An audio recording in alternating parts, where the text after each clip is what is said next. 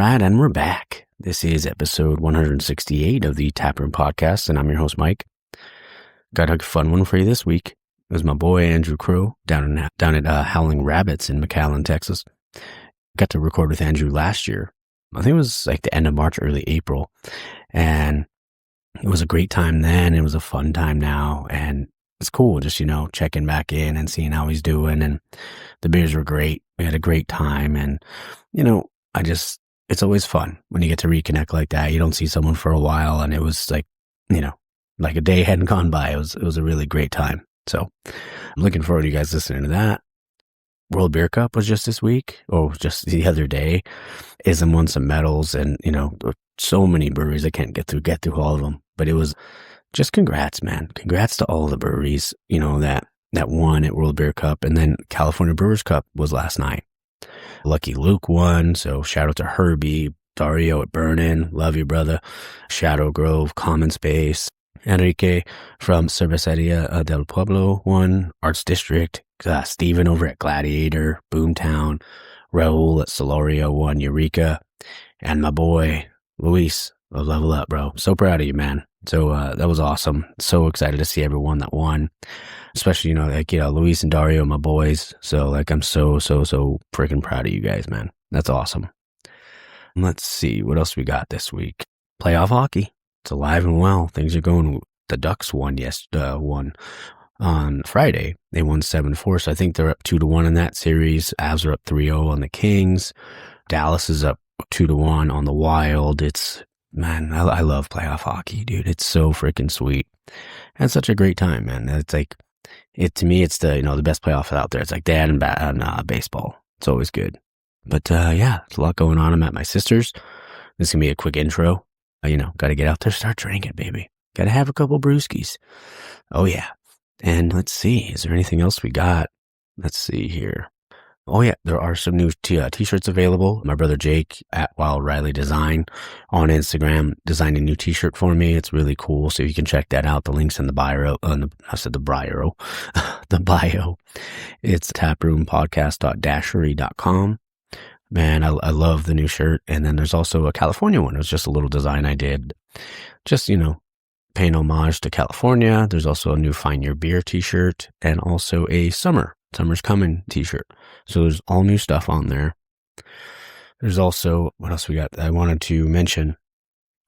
Just got in, and I know I talked about it last week, those influx of downloads from these different countries, and even just recently with Japan. I always get downloads in Japan, but the way it shot up, it was just this week, I was like, wow, cool, man. I appreciate it. And if you guys are listening, if you guys are following on Instagram, man, hit me up. It'd be cool to, say what's up. I mean, I'm always down to have a conversation. So thank you.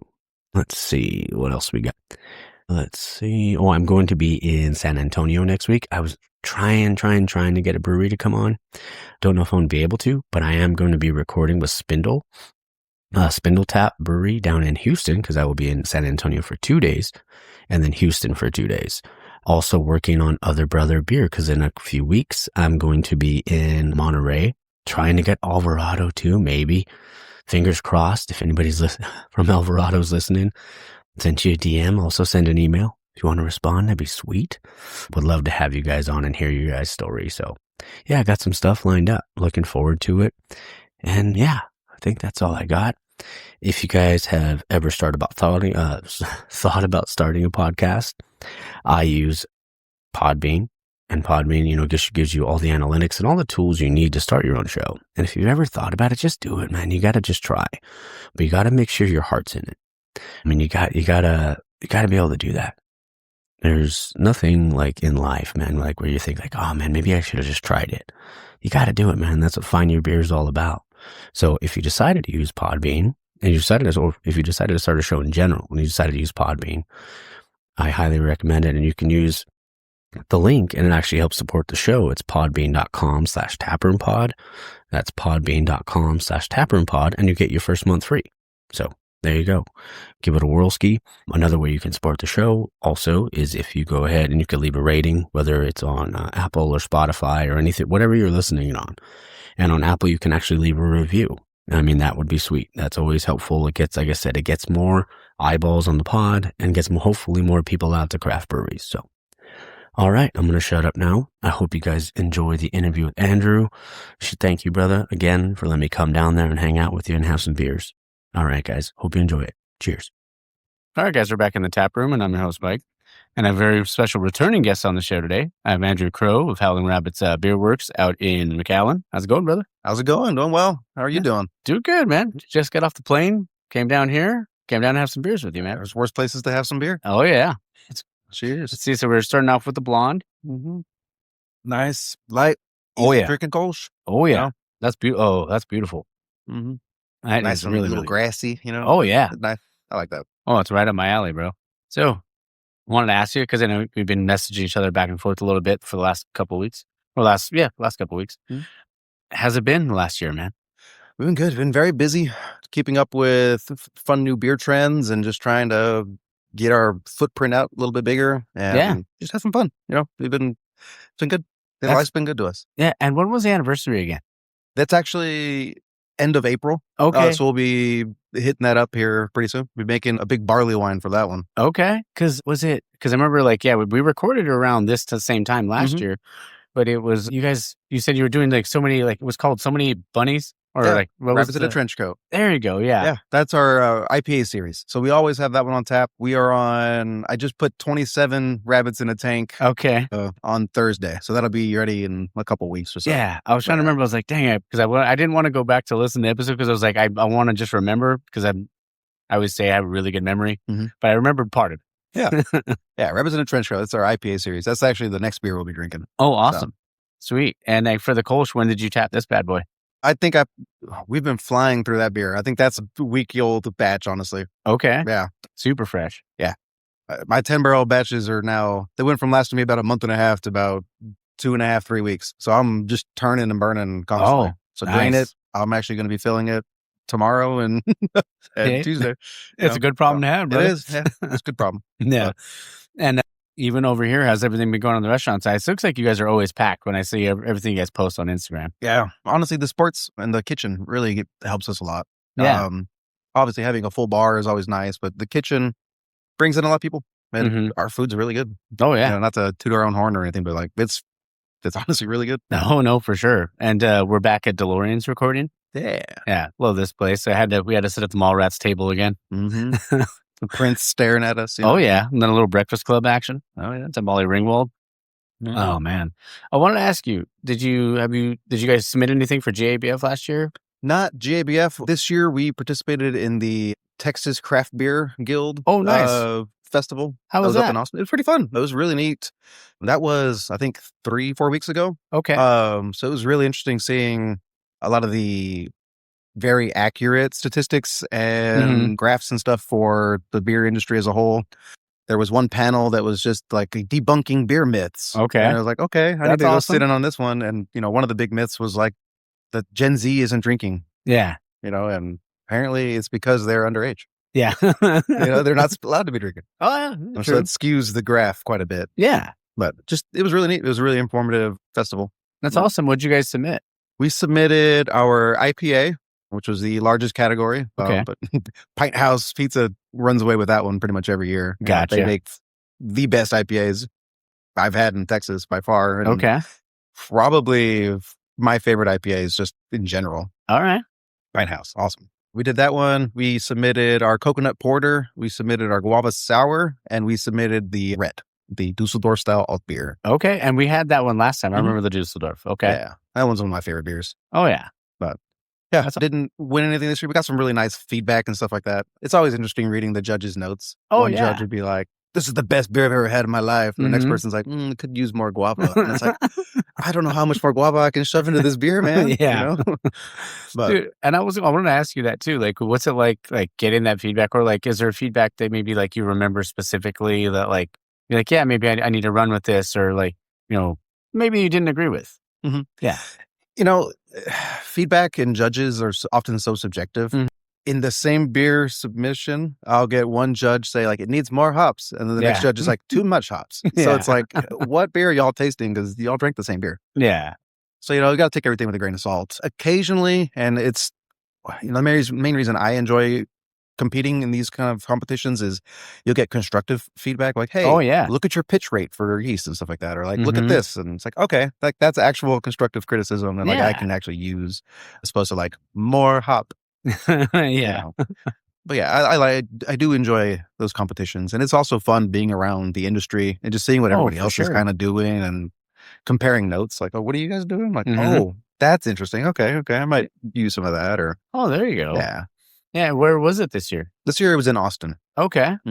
How far north? I mean, I'm sure it's far. But... it is about a 5-hour drive north of here. Okay, it's not too bad. Not bad, and that's cool though. I mean, you get to anytime you get like a bunch of brewers together, it's like a family reunion anyway. You get to hang out with your buddies, drink giant party. Yeah.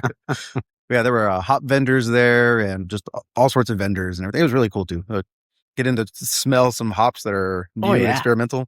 Yeah, was there anything that you like smelled or like saw and specifically that you're like, dang, I really want to get into that? Yeah, there was a couple that I think we have to wait until 2027 to actually be able to get our hands on. Yeah, there was like experimental hop 1831 or something like that. Most of the time, hops kind of fall in a tropical fruit, you know, bandwidth, if you will. And then this one straight up tasted like watermelon. Really? It was like a watermelon Jolly Rancher, but not diabetically sweet and like natural hop aroma. It was so impressive. Wow. And Pint House actually had one of that hop in a beer already, and it was phenomenal. And I was like, well, I need to get my hand on that. Yeah. It was really cool.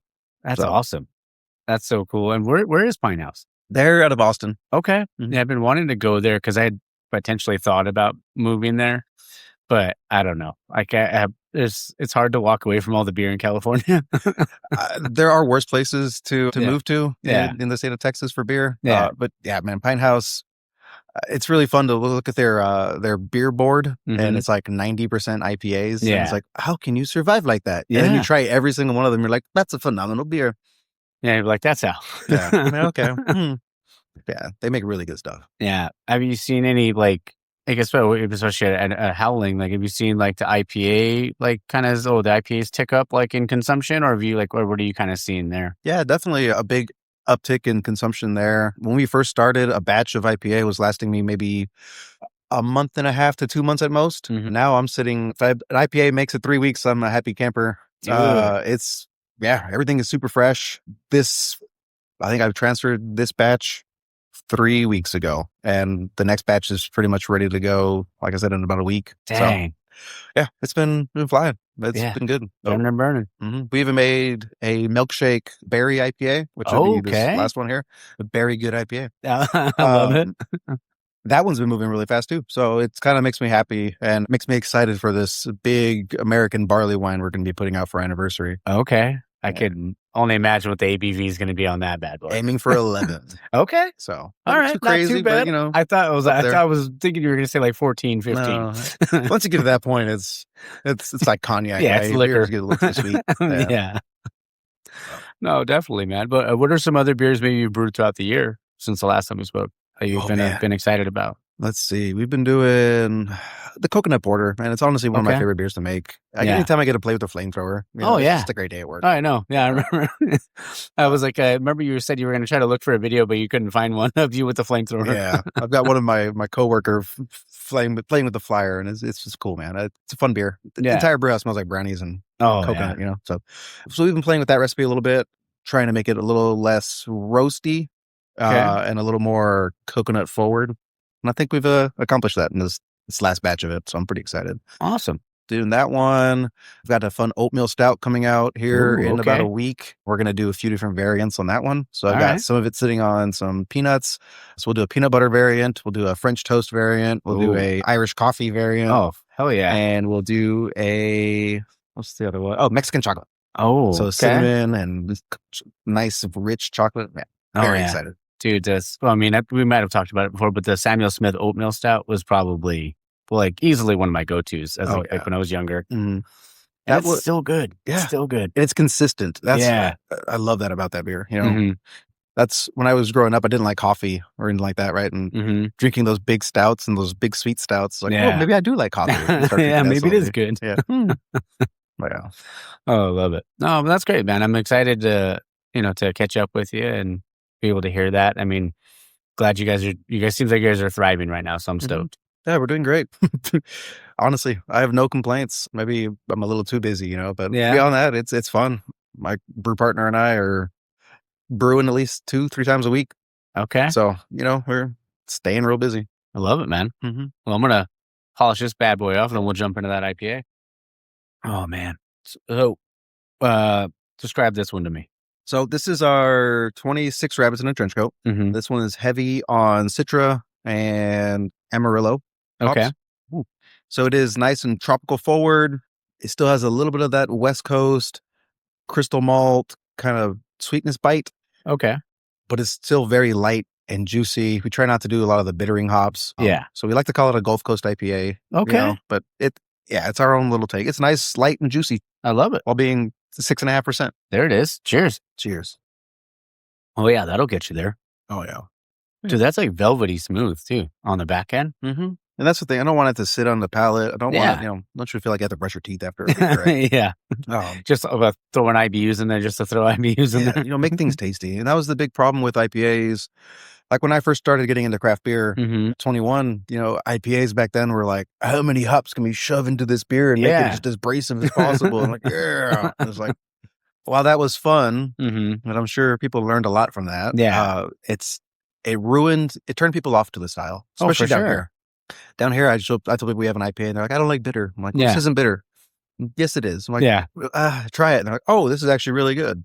But getting them to overcome that preconceived notion they have is so difficult sometimes. Oh, dude, for sure. Like IPAs, like there's so often you'll see someone going to brew like, oh, what do you have on tap? And they'll be like, oh, we have these IPAs. And like, I'm not an IPA person, or I'm like, But if they would just try them, because maybe they just assume that everything's bitter. Yeah. But even like an ESB, just because of the name, just the name will freak people out. They'll be like, oh no, it's got to be bitter, and it's not at all. It's like 3.5% probably. When I would teach the beer school at World of Beer, I used to say ESB stands for extra special bitter, but I like to call it extra special boring. Yeah, there's not too much going on there. It's just a very middle of the road beer. Yeah, it's not going to offend anybody. Oh, not at all. Yeah. And that's even just talking about that and like the IPA, I guess the evolution of the IPA, like through the years, like when it comes to guidelines and like how like trying something new compared to like what, like, oh, you got to stick to the style or stuff like that. What's that like? How do you feel like that? Well, what does that mean to you? So I like to look at the BJCP guidelines when I'm developing a recipe as more of a rough rubric, kind of like, okay, I needed, in order to be considered this, I still need to hit these, X, Y, and Z. Yeah. But A, B, and C I can play with. It gives me a rough place to start, and then I can go crazy from there. Yeah. And that's honestly the best way to look at guidelines. Like, they're suggestions. And suggestions are there for a reason. Yeah. But at the end of the day, I want to make a decision for myself and have some fun. Yeah. And that's when you can make something new and something fresh. Like I think it was June of last year, I was at in a LA Independent Beer Fest. And I was talking to my buddy Rob, who's a brewer at LA Ale Works. And he was like, dude, you got to come down to the tent later. And I meant to. I just was a little inebriated. I had a few too many at the beer fest. But he was telling me, he's like, yeah, we're working on a West Coast hef. And I was like, okay. What? Like, my mind was just like, wait, what?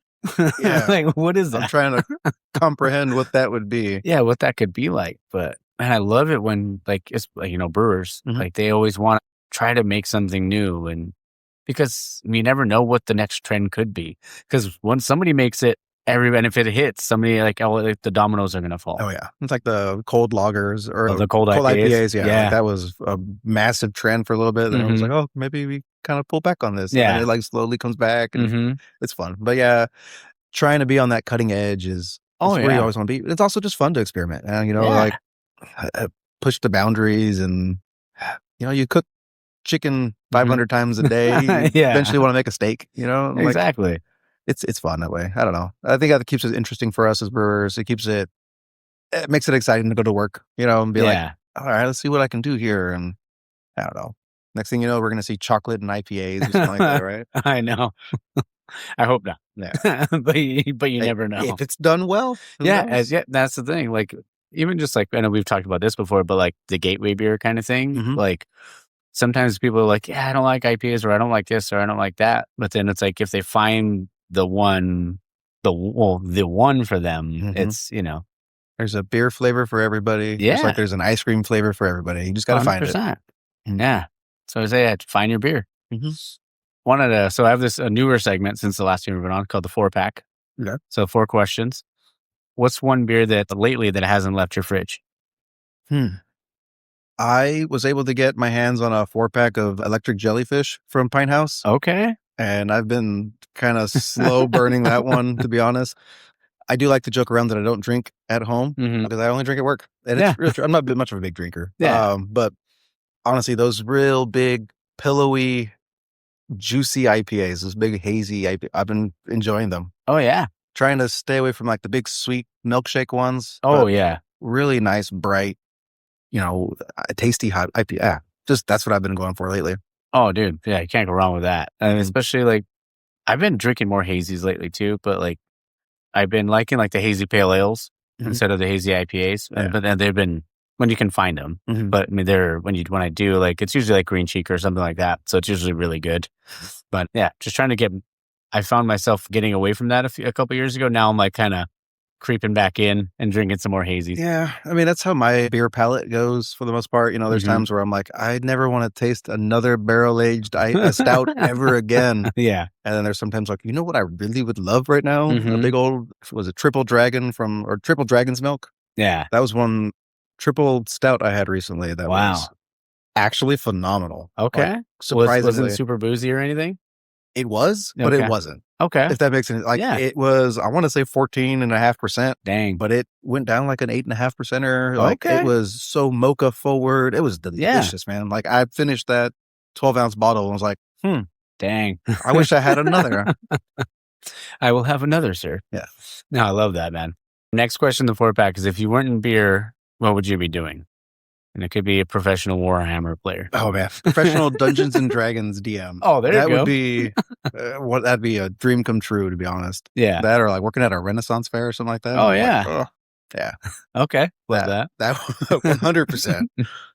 Another one. So I mean, I think I might know the answer to this one, but you get to collab with any brewery in the world. Who is it, and what would you make? Well, Pine House. Yeah, that's I assume. I'd love to be able to make an IPA with them and just see their process and all the weird little things they do to make the beer perfect like they do. But yeah, them, the last brewery I worked up in Colorado, GCB, I'd love to be able to go back up there and do another collaboration with them. Yeah.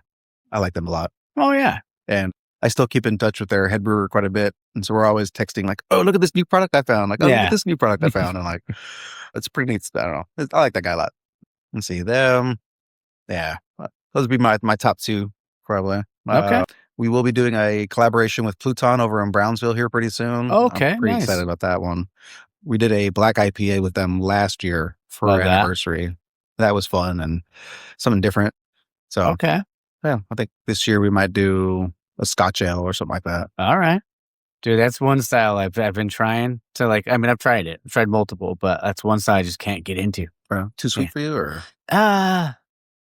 Maybe it's like the boozy part. Like, yeah, it was just kind of because I grew up drinking like rye whiskey with my dad. So when I've tried Scotch before, I like thinking like, oh, it's going to be exactly the same, and it's not. So smoky and or whatever. But yeah. Yeah, I couldn't get into it. Yeah. Scotch ales are normally, you caramelize those sugars really well. So it's like an overly caramelized red, if you will. Yeah. Then you bring it up to that ABV. Oh, yeah. But maybe I just haven't found the one. Yeah, exactly. Could happen. So, yeah. I think it was Old Chub by Oscar Blues. Okay. Is a really good example of that if you ever get it. Yeah. They still make that beer even. Oh, I don't know. I'm sure maybe. If they do, I'll have to try to snag one. Next question is, we might know this one too, but what's a guilty pleasure you secretly or not so secretly love? Miniature painting. Yeah. That's what I've been doing a lot of. Yeah. That's my little Zen activity at home. Just kind of. Oh, yeah. Yeah. Do you have to do you use like a magnifying glass, or like, how do you like? When I was first starting out, I got a lamp magnifying glass combo. I got like the ones for your face and everything. And honestly, at this point, I was just kind of holding it close to my face and just slow movements. Yeah. Trying to like anchor myself on tables and stuff. But yeah, I'm not trying to be perfect. I'm trying to, just relax. No, it's great though, man. You're doing something you love. Mm-hmm. Yeah. And I always try to don't have steady hands. So I've never really thought about just trying to anchor my hands on something, or on my arms anyway, or elbows, I mean. But yeah, I would feel like I'd be like, because I always say I'm like Tom Hanks in Saving Private Ryan when he's like trying to grab the dirt. Super shaky. Yeah. Yeah, there's other little tools as well. Like there's this metal base with the ball and handle coming out of it that you can kind of hold, and it just stability stuff. Yeah. There's all sorts of tools, and just been neat. Trying to find all the random things that make my life easier. Oh yeah. It's cool when you can kind of go down that rabbit hole. Yeah. Yeah. And I'm sure it was probably started off as just a little thing, and then it was just exploded with your love for it anyway. I should buy a 3D printer. All sorts of stuff like that. So, what are some of your favorite ones that you made? Oh, and what are their names? I'm sure you've given them names. Yeah. So there's I play a lot of Warhammer, but there's also this other one called Trench Crusade. Okay. It's like World War I trench warfare, but demons and hell are on Earth. Oh, all right. And that one's really fun. Yeah. That sounds cool. So I've got an army of, the Cult of the Black Grail. It's fun body horror stuff, zombies and grotesque looking things. It's really fun to paint. Yeah, I love it. Gore and yeah, it's fun. Oh, that's cool. Yeah, my brother made a game a long time ago. It was called Beer Quest. But we were my brother's like, oh, let's paint the things, because my brother designed the board and did all that stuff. Oh wow! But he couldn't neither one of us have steady hands, so we didn't paint the miniatures. We just went some D&D shop and bought some little miniatures. Okay, mine was, I called him because I love Dash Rendar from the Shadows of the Empire. Mm-hmm. So I called him Dash Starkiller, because I was kind of going with this. Okay, yeah, that thing too. Mm-hmm. But yeah, that was it was always fun. We ended up pretty drunk.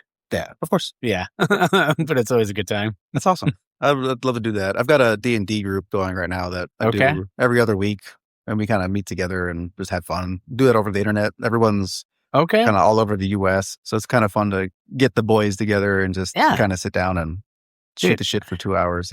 Not trying. You could always say no, but I mean, if you ever have an open, just to try, I'd love to play. That'd be fun. That'd be awesome. Yeah, we just use a website called Roll20. Okay, it's a free website for you guys. Awesome. Mm-hmm. Sweet. So, I'm in.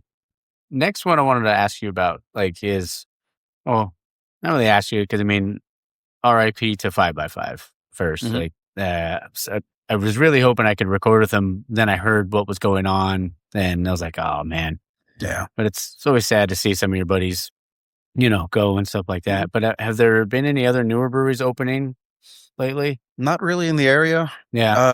The Valley is a very underserved beer place. We don't have a lot of breweries. We don't. Mm-hmm. The distributors could be better down here in terms of getting fresh product down and stuff like that. But there has been a lot of talk about people trying to buy out, 5x5 and start their own brewery there. And there's places in Harlingen we're thinking about starting, but nothing's been more than an idea yet.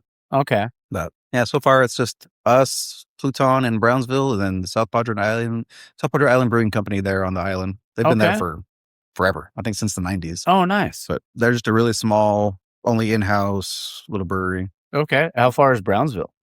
Brownsville is about an hour from here. So if you're heading down to the South Padre, instead of turning left, just keep going straight. Gotcha. Yeah, because that's where I flew into, is Harlingen. Oh, okay. So yeah, you were basically halfway between here and Brownsville. Oh, okay. Gotcha. Now. All right. Yeah, I'm always, just if there was another local place, maybe next time I fly into Harlingen, I could go over there and check them out. Yeah. Yeah. I'd set that up. Plutons, they're good people. They were there last night at the beer festival with us and everything. So it's always fun to go over and hand them a pint of beer and get a pint of beer back. Like, oh, thank you. Yeah. No. Love that, man. Mm-hmm. What's something you maybe a current obsession you have right now within the industry, maybe a technique or a specific hop or style? I've been getting really into terpenes for IPAs. Okay. Using hop extracts, if you will. Being able to, so basically for every 10 pounds of hops I dry hop with, I lose about a quarter of a barrel of beer because it expands and eats up beer, et cetera, et cetera. By adding in these extracts, they're all natural and they just add all of the aroma without eating up any of my beer. Mm-hmm. So they are while expensive substitute, they're a really great one-to-one substitute. Yeah. And I've been really enjoying those and just being able to try all these weird, crazy hops that are normally really expensive. Yeah. But they're kind of a consistent price on this extracts website. Mm-hmm.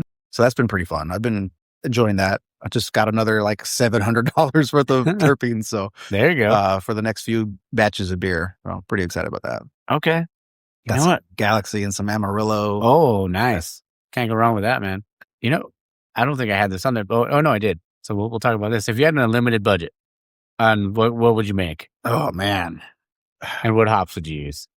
I'd be using all the Australian hops, all those New Zealand hops, man. Okay. They're my favorites. Those big, juicy stone fruit hops. That's what I would be doing. Oh, yeah. I'd be shoving as much Galaxy and all that fun stuff into the beer. Yeah, that stuff's just, $20 to $25 a pound compared to $8 to $13 a pound for some of this other stuff. Yeah. So it's wild how expensive it gets. Yeah. And then, the other thing about Australian hops is, was it 3 years ago, they were having all those wildfires and stuff. And so there were no hops. Hops were very expensive from there. And they also wasn't the best year for them, because everything's so dry. And so getting good hops is sometimes a struggle. But those, I love those Australian hops, those New Zealand hops. So good. Like Rawaka and all them. It's like, I wish, just give me all that beer. Exactly. It's so good. Yeah, I got a bag of Rawaka. We've been kind of slow burning occasionally, and like every other IPA batch. Just just try to make it last as long as possible. Oh, dude, even like that. You mentioned the extracts. Some of those, I was recording at a brewery called Mars, maybe about an hour away from me, but they were they had just got back from GABF, and it was just like a little dropper, and they'd put like their normal light beer, like a light lager, and one little drop in there, and you would have thought you were drinking, like a hoppy pills or something like that. Yeah, that stuff's really neat, dude. It was wild. I was like, it's like the wizardry behind that is that's where the chemistry comes in. Yeah. Oh, people are doing science here. Oh, okay. Yeah, it's crazy, man. Next one is called situational beers. Okay. So you got to pick one of and you can always add one too if it's not on the list. Say it's your favorite. You got pool beer, shower beer, golf course beer, concert beer, airport beer. Which one do you think is best? In that list, shower beer, but I would say you're missing beach beer. Yeah. Beach beer was supposed to be on there. I was going to add pool because pool beer was on there. Okay. So I was going to say pool or beach beer. Okay, fair enough. Yeah, shower beer, and then immediately after that, beach beer. Okay. Like that. Wow. What do you think it's an underrated style of beer? Like, what do you think is the most underrated style of beer or doesn't get enough credit? Brown ales. Yeah, I'm with you. Yeah. There was a brewery I used to work up in Denver called Oasis. Okay. And there was an Egyptian themed brewery. So that was one really cool. But they had a King Tut brown ale. And that beer was the reason I started working there. That beer was phenomenal. Okay. So. And say Oasis not there anymore? No, they're not there anymore. Man. It was a really neat building. They took over like an old 1930s church. Oh, okay. Kitted it out and were able to fit a whole ass brewery in there. It was pretty neat. Oh, dude, that's awesome. I'll be in Denver on April 9th. Okay. And I'm going out there to go visit my niece. Well, also going to go see the Avalanche play, but then I'm also going to we're going to record a beer shot. So I'm like, oh, nice. Dude, okay. I'm so excited. That'd be awesome. Yeah. It's like a white whale for me. And if you get a chance, head to Golden. Yo, I want to go. Go to GCB. You'll taste a lot of the same stuff you tasted here. Okay. That's where I learned everything, really. Yeah. Then go to Cannonball Creek. Okay. Cannonball Creek is a brewery that makes beer to win medals. Yeah. And they're Cannonball Creek. Phenomenal at it. And that's in Golden as well? Okay. That'll be like a 3-minute drive from GCB. Okay.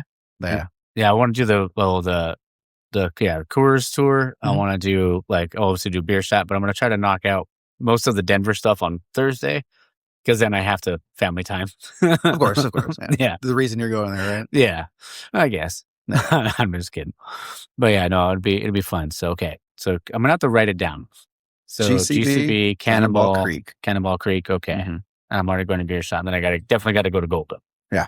The Golden's cool. And then if you get some food, go to the Sherpa House in Golden. The Sherpa House? Okay. Yeah, I'm going to start making notes. Yeah. Sherpa House is phenomenal Nepalese food. When I was working at GCB, we had a sister brewery in Nepal, and we would send them recipes and occasional ingredients that they couldn't get in Nepal and stuff like that. But okay, they then have a satellite restaurant in Golden. That's fucking where they cool. make phenomenal beer. The guy who owns that place, Lakpa, is a actual Sherpa. He's been to Everest, I want to say like 7 times, like the summit of Everest 7 times. Crazy guy. Dude. Really fun guy to talk to. Crazy stories, but amazing food. You can go get yak stew. Wow. Yeah. All right. It's cool stuff. I'll have to give it a whirl.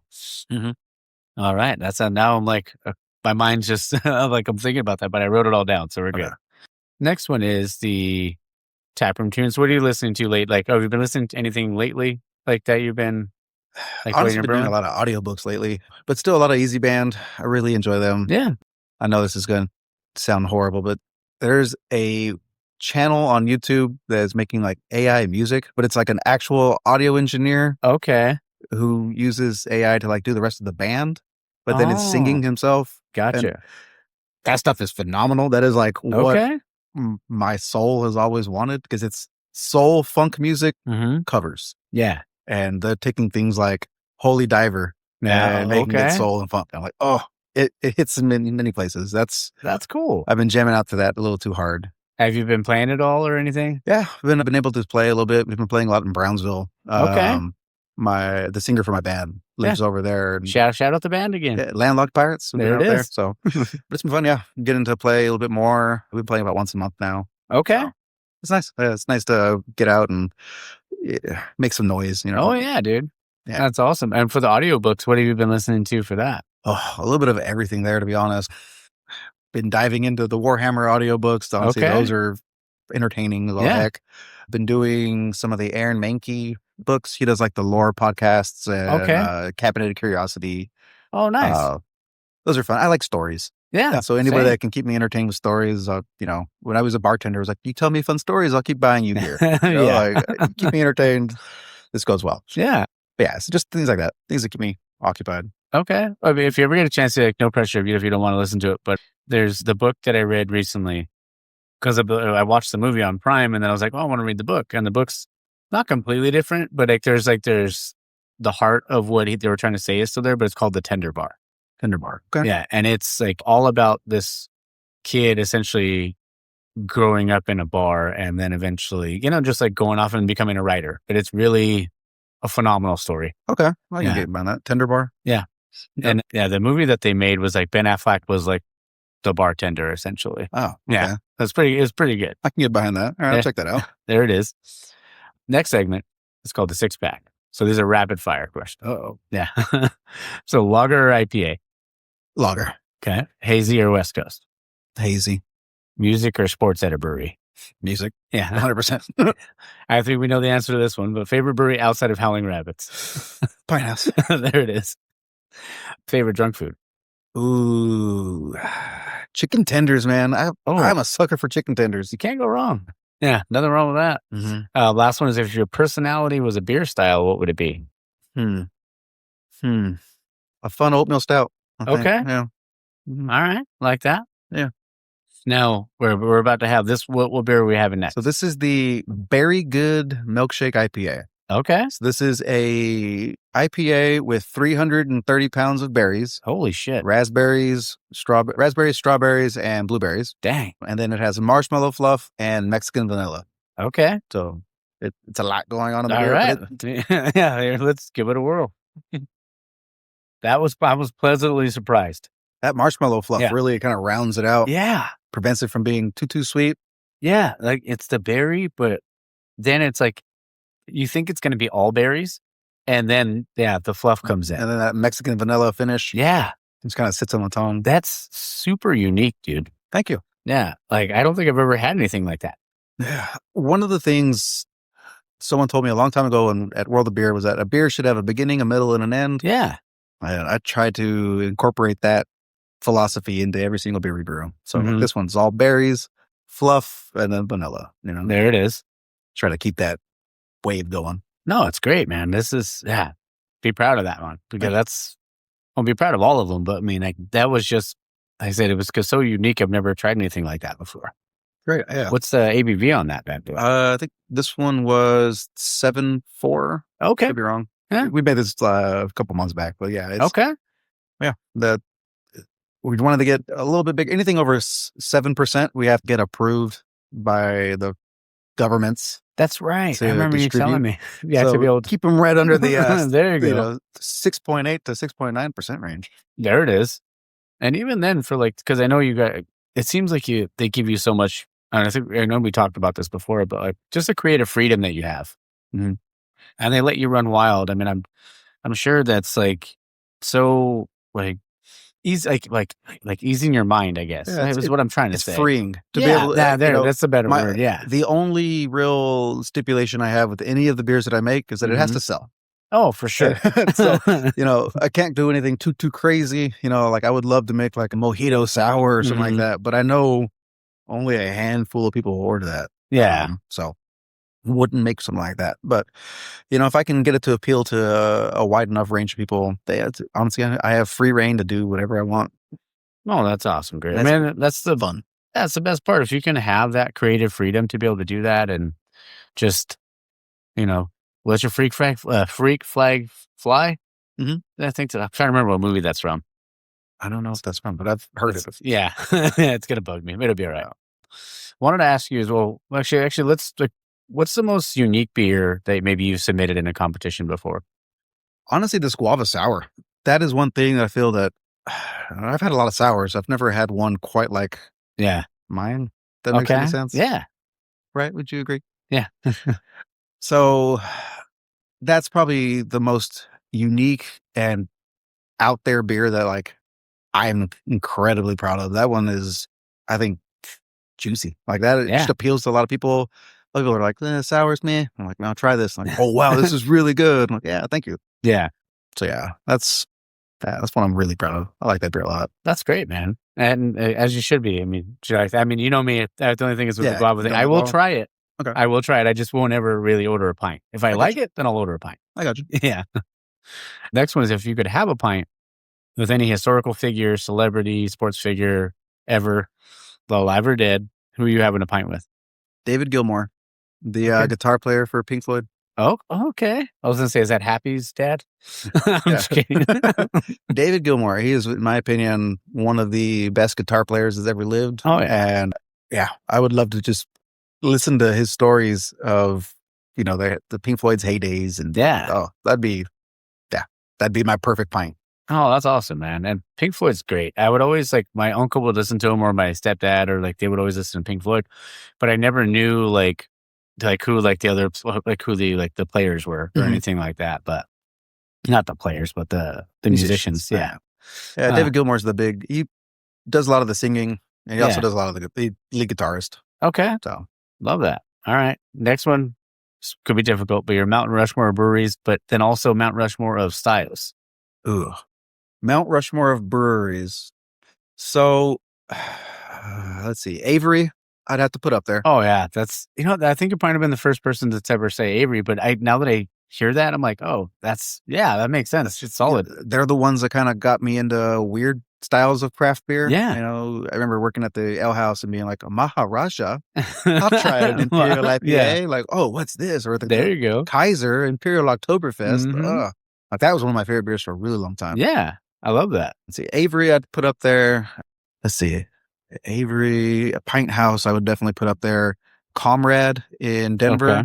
They make phenomenal IPAs. Then, let's see. Great Divide. Once again, Yeti is one of those, that beer got me into beer. Okay.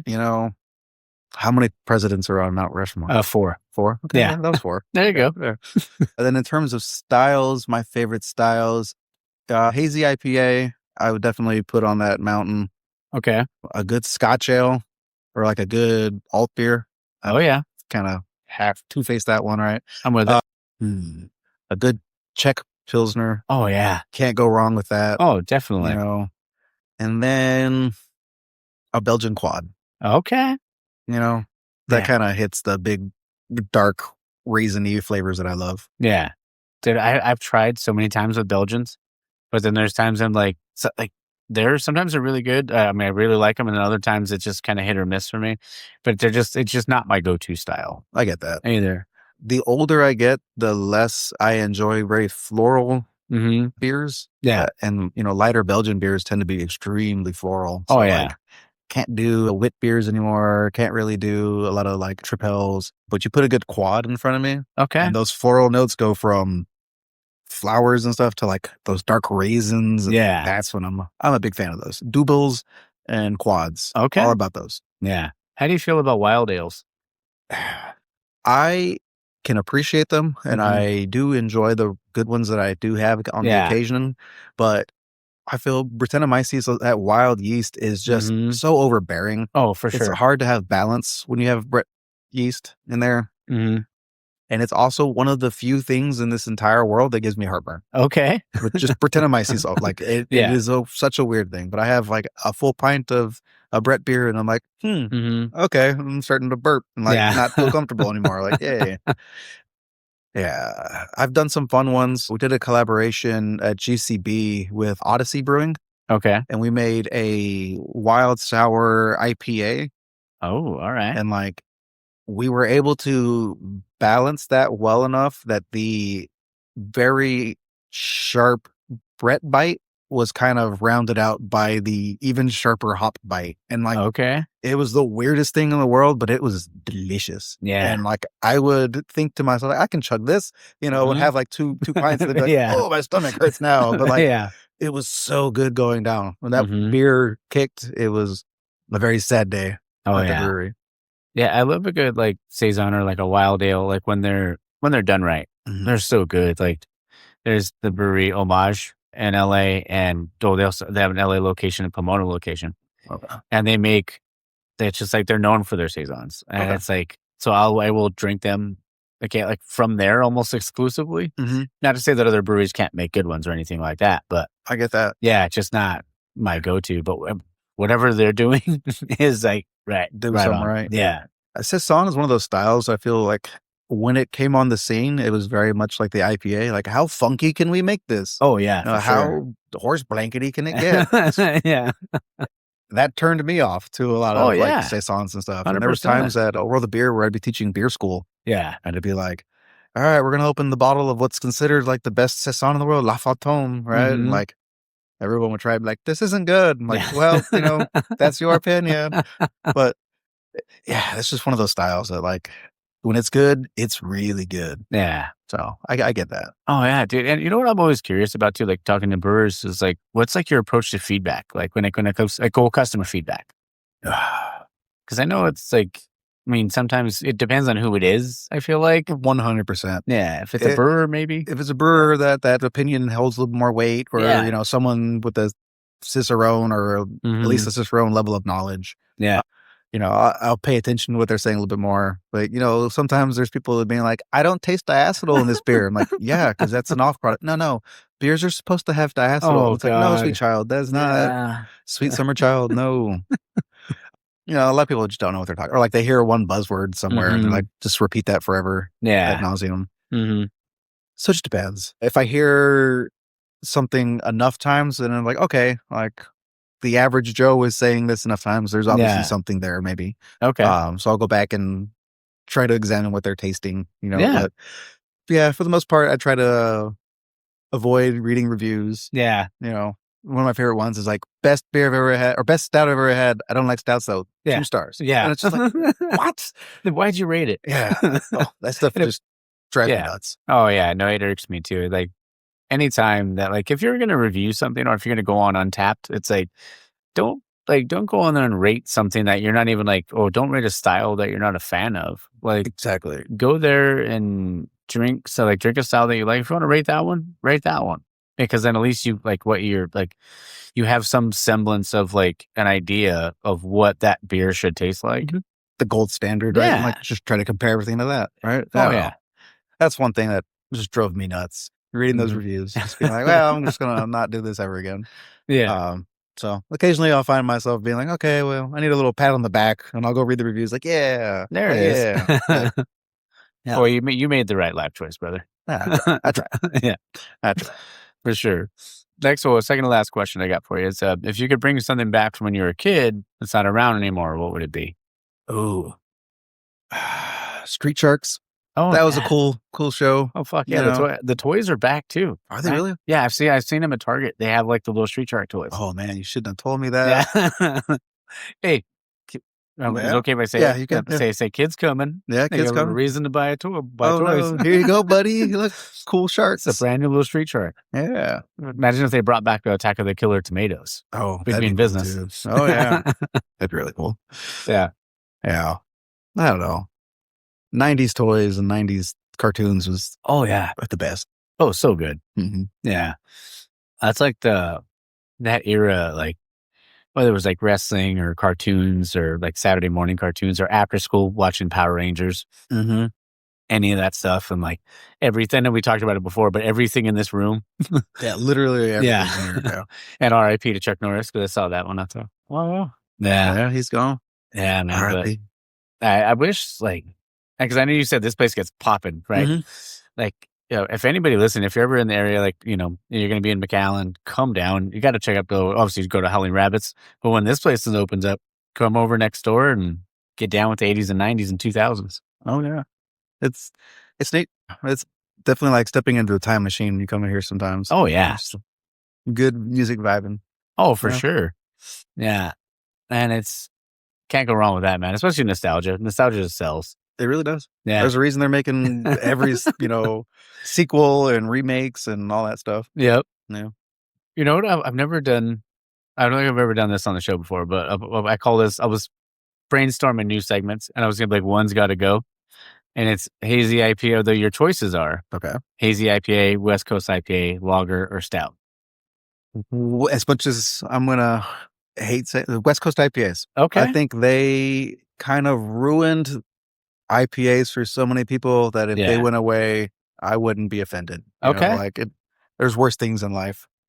Oh yeah, no, for sure. Yeah, West Coast, that old abrasive, that's just like overly bitterness. That's Oh no, yeah, depending on like how they who makes it, or if they're going back to the danky stuff. But I mean, West Coast is probably my favorite. But honestly, the West Coast pills lately has been the most. Okay, I can get behind that. Yeah, a little bit of that like residual crystal malt level. Okay, I can get behind that. Yeah, just that old school. I guess old school IPA. West Coast. Okay. Oh yeah, for sure. That's what the PTSD in me goes back to immediately. It's just like, deadlift. Yeah. Sorry, I almost burped and it was right into the mic. So yeah, I mean, you said you guys have mentioned. You had mentioned earlier like how you guys have been distributing more, and stuff like that, and like rolling through beer and stuff like that. What's like? How do you where do you see Howling in the next 2 or 3, 4 years? Probably just trying to max out the capacity in our system right now. Yeah, we're probably at 80% capacity right now. Really just turning and burning as much as possible. But yeah, just being in a few more local restaurants and stuff like that. Okay. There's really only so much beer we can make. We have a 10-barrel system. And we've been going through so much in-house that it's been a fun juggling, trying to have beer for market, but also have beer for us. In-house is always going to be number one priority. Yeah. It's where we make the most money. It's where, I get to see a customer go back for a second cup. Yeah. Which feels good on the inside. Oh, of course. But it's been a juggling act, man. It's trying to max out that brew house. And so, I can see us in a few more restaurants locally, but just honestly, just us having fun. Yeah. That's kind of where we're Has there been any talk of like an offsite brew house? We've been kicking that idea around forever, but in order to make money on the distribution side of things, you have to distribute a lot, an ungodly amount of beer, man. And at that point, there's only one of me. Yeah. Right. And so if I was at a production facility full time trying to get that going, I feel like we would start to slack here. Gotcha. Yeah. It's just, So right now we're just trying to get our name out there a little bit more. Like I said, I've been 3D printing tap handles. For, stuff like that. And you painting those too? Yep. Okay. Paint them up. Yeah. We, sell them to the distributor. They give them out to all the customers and stuff like that. And it's been a fun little side project for me, but and then they're like, can we get 30 more tap handles? And I'm like, that means 30 more accounts. Like, I don't know if I have that much beer. But it's been fun trying to meet the needs of the local market while also meeting my like hyper local in-house market. Oh yeah. So okay. Yeah. At the end of the day, what's your shifty? This coconut porter here. Okay. Here. Let's jump on in. Water's fine. Yeah. So we've been playing with the recipe a little bit. This one's a little bit lighter than I would like, but the coconut is spot on. Oh yeah. Oh. It's like a latte. Oh yeah. And I think I remember telling you too, I'm not like the biggest coconut guy, but but it has to be done right. When it's done right, and this is done right. Real coconut. You know, we don't use anything fake. It's all organic coconut that we hand toast in the fermenter with the flamethrower. So it doesn't taste like sunscreen. Yeah. That's the biggest thing to me. I worked at a pool for such a long time that I have like really intense PTSD when it comes to sunscreen and like need to lather that on constantly. And yeah. So yeah. No, for sure. I mean, because then it's one of those ones where it's like, even like the guava thing for me, I always like, it's like feet and vomit. Like, well, that's what I get. I get it. You know, and that's like, even like when it was like those, when the slushies were starting going around, I was like 450 North or whatever it was, nothing against them. But like, you would have like, like, oh man, this is so good. But then you can only have like a little bit of it. But then there was like other ones that I tried by them couldn't, because it was like those kind of flavors. Yeah. But passion fruit, all the other stuff, golden. Guava, I'm still trying though. Still trying to find one. Maybe I'll try some of yours. But you know, people's taste buds are all different. Some people taste cilantro and taste soap. Oh, that's like me. That, you know, I have that gene. There you go. I think we talked about that last time, right? Like, yeah, just everyone's different. I think one of my old tapper managers, anytime she tasted passion fruit, all she could taste was like BO. Oh, and, really? It was really intense for her. Dang. To the point where we didn't make any passion fruit beers because she would make a face. You know? Yeah. Like, so what are you guys doing back there? They're like, ew. Yeah. So it's like, did you guys put on deodorant today? Yeah. I promise we did. Yeah. You're like, it's all natural. Mm-hmm. Oh man, I love that. That's funny. But I mean, it's been so fun, man. Being able to catch back up with you. Yeah. Yeah. It's always a blast to have a beer with a friend, you know? Oh yeah, man. Cheers. This one's so good. All right. Man. Before we go. Yeah. This next one here, it's the Irish coffee variant of the cocoa porter. Oh. This one's it's really, a little darker? Yeah. A little bit more of that cold brew going on there. Okay. That's good. A little sweeter. Okay. Did you also get a little bit of that whiskey in the back end? I'm not getting a ton of that. No? Okay. No. Super smooth. Yeah. I mean, they both are. Good. I'm glad you like it. Yeah. Yeah. And which one's that one? This is our red ale. Okay. The Dusseldorf-style Alt beer. All right. So, labor of love. We emulate the mineral content of the water from Dusseldorf, Germany. Yeah. You know, I think there's 11 specialty malts in this one. Yeah. Nice, smooth, easy. That'll get you there. Mm-hmm. Before we wrap up, wanted to, because the last time we did, I asked you like to describe yourself in one word, right? But this time I was like, what's a small detail in brewing that maybe some people like overlook, but it makes like a big difference, or like in whether it's like in their journey or just like on the actual technical side of it. On the technical side of it, I am very OCD. Yeah. So like when I take a tank apart, I will sit there and scrub out every single little rivet and every single port, make sure everything is, you know, as sparkly clean as it can be. Oh yeah. Like I know chemicals will hit it and kill everything that I'm trying to do, but I did it myself, so I know it's gone. You know, that's one of those. Of course, it's a peace of mind thing for me. Yeah, that's one of those things that has really gone a long way for me in the brewing side of things.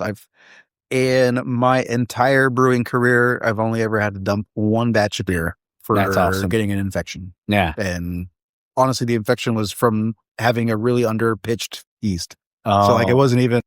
It was just bad, like the yeast over attenuated or not italicized and started eating itself and doing all sorts of weird stuff there. Yeah, that was fun. But I attribute that to being OCD and being very anal about the cleaning process in there. Yeah, you know. So, and then just in the overall journey, I try everything at least 3 times before I'm like, no, it's not for me. Yeah, you know, a lot of people I've met try something once, it doesn't work out, and they're like, well, we're never doing this again. Yeah. And it's like, if you learn from that experience, and if you fail 3 times in a row, and maybe, hey, this isn't commercially viable, but the experimentation, you're going to have failures. Not everything can be a home run. Yeah. But just not letting that get you down, and really. Yeah. And like you mentioned, like palate, to have different palates, but even like palates change, palates evolve through the years too. 100%. Yeah. Like I never liked salmon as a kid, and now I love salmon. Yeah. Yeah. We all grow, Yeah. Still can't do onions. Yeah. but I can do salmon. Everybody has their cross to bear. Exactly. But yeah, there's times where like all I want is light, crispy boys, real light, easy drinking beers. And then there's times where I'm like, you know what I really want right now is a big old 13% Belgian quad or a big old double stout or something, and can't go wrong, brother. There's a time and place for everything, Yeah. Yeah.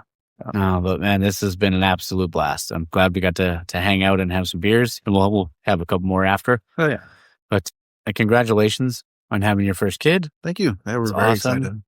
And everybody, check out that if you're in the area too. If the Landlocked Pirates are playing, check them out. Oh yeah. Come down to Howling Rabbits, get some beer. They have obviously great food too, and then also check out DeLorean. So, yeah, come on by, guys. We're always open 11 to 2 every day. There it is, man. Well, I appreciate you, brother. Anytime. Cheers. Cheers. All right, guys. I hope you guys enjoyed that. Oh, and you know what? I totally forgot to talk about the NFL draft. And then Fernando went 1. Obviously, that was a given, I think. But, always love the draft. But the only thing is, it's just kind of a tease. Because, we don't get any like preseason football or anything until like late July, early August. But yeah, it's always fun to watch it. So again, I just want to say thank you, Andrew. Thanks, bro. Like I really appreciate you. And, I know I say this a lot, but it's like this industry, it's a testament, like going down to McAllen, small town in Texas, and South Texas. And it's just a testament to the industry. It just shows you can go anywhere in this country and find great beer. So start your craft beer journey, man. Get out there, go traveling, take a road trip, fly somewhere, man. Go to these different breweries and support, man. Everybody should be getting out there and doing what they can to help. All right. Well, that's all I got for this week. So I hope you guys have a great Sunday. Have a great week. Have some craft beer. Enjoy some playoff hockey. Enjoy some playoff basketball if you're into basketball. But yeah, and also don't forget to support local, drink local, and find your beer. Cheers.